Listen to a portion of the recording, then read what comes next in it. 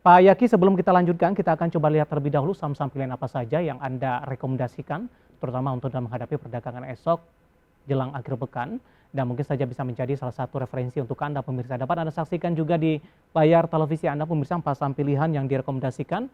MDKA direkomendasikan buy 3650 hingga 3840. Kemudian dari perbankan, tidak ada big cap, BBTN lebih direkomendasikan ternyata. Direkomendasikan buy di 1440 hingga 1525. Dari aneka industri ada Astra Internasional yang sudah mengalami koreksi yang cukup dalam 6.300 hingga 6850. Nah, dari pertambangan batubara PTBA tadi pun juga sempat kita singgung, juga direkomendasikan buy 3780 dan peluang ke level 39 3.900-an dalam jangka pendek tampaknya masih terbuka cukup lebar. Pasang pilihan dan lagi-lagi keputusan investasi tetap ada di tangan para investor dan trader pasar modal Indonesia. Pak Yaki, empat saham pilihan yang Anda rekomendasikan. PTBA tadi juga sempat kita singgung, Pak. Kita akan coba lebih fokus ke tiga saham pilihan yang Anda rekomendasikan. Untuk MDKA terlebih dahulu, Pak Yaki, pertimbangan merekomendasikan saham ini, terutama dari sisi teknikal, Pak. Ya, kalau dari pergerakan sendiri, sebenarnya MDK masih di area support nih ya. Support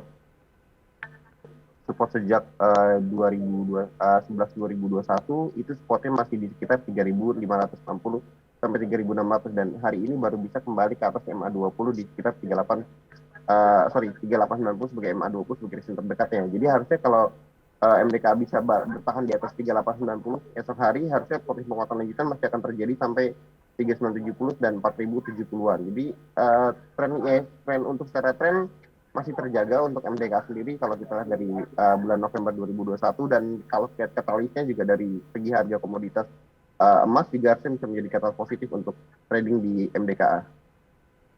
Baik, selain MDKA, beberapa saham pilihan lainnya juga Anda rekomendasikan, Pak Yaki. Tadi juga ada Astra Internasional, kemudian juga ada BBTN, Pak. Ya, untuk Astra Internasional sendiri sebenarnya karena masih sideways ya, dan cenderung masih bergerak di atas 6.200, jadi masih menarik untuk saham ini untuk diakumulasi buy di area bawah di 6.200 sampai 6.400 dengan resisten terdekat di 6.800 ya. Jadi memang saham ini akan punya katalis yang cukup bagus ya untuk bergerak naik, cuman memang masih tertahan di zona support uptrend-nya sejak Februari 2022. Jadi kalau kita lihat ini harusnya selama bertahan di atas 62, 6225, potensi untuk akumulasi buy saham ASI ini cukup bagus, resisten terdekat di 6.600 sampai 6.800 dengan target terdekat di sampai 7.300. Baik, dari perbankan BBTN juga direkomendasikan tadi, Pak Yaki.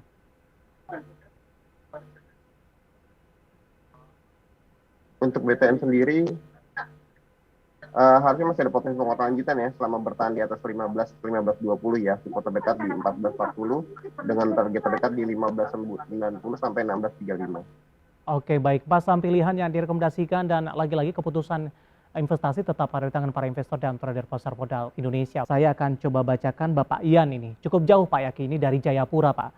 Menanyakan saham Tower mengalami penurunan, kira-kira masih layak di hold tidak? Sudah masuk di harga 12.35, Pak Yaki. Tower ya? Ya, TOWR, Pak. TOWR kalau mau hold sebenarnya masih bisa selama bertahan di atas 1080, 1085 ya. Itu, di MA 200-nya itu untuk menjaga tren bullish-nya, dengan resisten terdekat itu di sekitar 1140 sampai 1180. Jadi sebenarnya potensi penguatan masih, atau untuk di hold masih bisa selama bertahan dari 1080 ya untuk towernya, karena memang ini masih terjaga si tren bullish-nya untuk jangka pendeknya sejak Juli 2022. Oke, penutupan hari ini di 1105, belum terlalu jauh dari level ambil posisi di 1235. Selanjutnya saya akan coba sapa ini, saya akan coba cek nama dan lokasi. Ternyata tidak disebutkan ini, Pak Yaki. Untuk SLIS, Pak, sudah punya di 309, apakah bisa balik ke 400 tidak? Rencananya akan hold sampai November, Pak Yaki.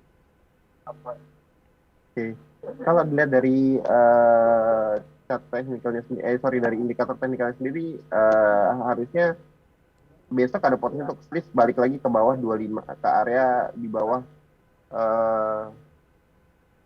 282 ya. Jadi harusnya hati-hati teman-teman kalau masih punya split dan nanti splitnya turun di bawah 282, ada potensi untuk koreksi lanjutan ke area 250 sampai 254. Jadi sebaiknya jangan sampai turun di bawah 282 ya untuk splitnya ya. untuk resisten terdekat itu di sekitar 310 sampai 340-an. Cuman memang besok saya lebih rawan untuk please koreksi dulu sih kalau ngeliat dari Ya, candlenya. baik, level support 282 bisa diperhatikan. Selanjutnya ada Ibu Jenny menanyakan saham BBNI apakah boleh masuk di harga sekarang. Tadi pun juga sempat kita bahas Pak Yaki, tapi kalau ingin masuk di level sekarang direkomendasikan tidak untuk BBNI Pak Yaki? Eh, Kalau kita lihat dari pergerakannya sejak 25 April 2022 itu ada resisten di sekitar 9.000 sampai 9.100. Jadi kalau memang mau maksa masuk besok, better di atas 9.100, buy on break di Ya, 9.100 karena memang round untuk profit taking ya. Dan bisa diperhatikan area 9.300 sampai 9.425 kalau nggak kuat bisa take profit dulu, nanti buyback lagi di sekitar 8.600 dan 8.400. selanjutnya Bapak Siohotang dari Medan, PTBA di 3810. Tadi pun juga sempat kita singgung. Saya akan coba bergeser ke pertanyaan selanjutnya ini. Eh, Ibu Liana dari Surabaya, Pak Yaki, untuk Adaro Mineral Pak, sudah ambil posisi di 1960, potensi sampai akhir Oktober Pak Yaki. ADMR Untuk Pak. Untuk ADMR sendiri sebenarnya masih bisa untuk trading harian selama bertahan di atas 17.50 ya supportnya. Resisten terdekat di 18 sampai 18.50 sampai 18.80 karena memang ada potensi untuk penguatan lanjutan. Kita lihat dari candlenya juga hari ini cukup bagus, MACD-nya juga hampir golden cross dengan RSI menguat, volume juga naik, stock asik juga naik, harusnya ada potensi penguatan lanjutan ya selama bertahan di atas 18. Oke. Ada Ibu Sulis dari Jawa Tengah menanyakan saham call Pak, COAL, emiten Wow. pendatang baru, sebaiknya masuk di level di harga berapa? Baru ingin masuk dengan volatilitas yang cukup tinggi, direkomendasikan tidak Pak Yaki?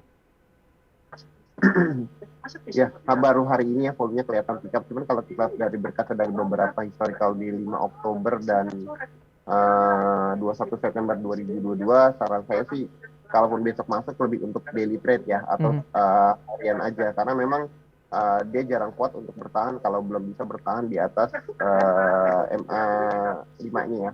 MA5 besok di 296 untuk konfirmasi bisa balik di 296 nanti bisa jualan di area 310 sampai 326. Jadi kalau memang 310 326 nggak kuat, better lagi take profit dulu sih, untuk trading harian dulu sih.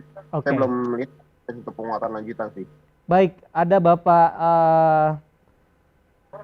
Surya Gunawan dari Surabaya, ambil posisi call-nya di 314 Pak. Ada potensi balik ke sana tidak Pak dalam waktu dekat?